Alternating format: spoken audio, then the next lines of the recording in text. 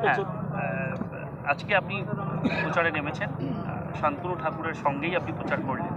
কি মনে করছেন মন্ডল লোকসভায় কি ফলাফল?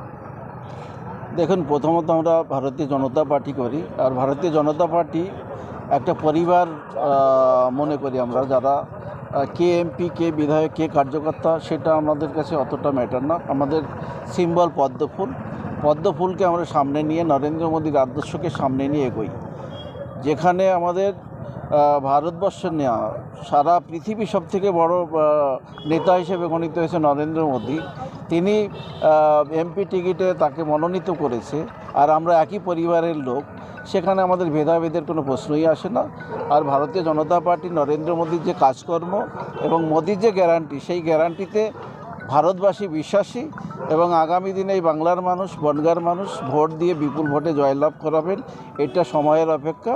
বিরোধীরা কোচ্ছার হটাবে চুরিচামারি করে খাওয়ার জন্য, তাদের সেই চুরি করে খাওয়াটা মার যাবে জন্য হাই হতাশ করছে। কিছু লাভ নেই, বিজেপি জিতবে এখানে।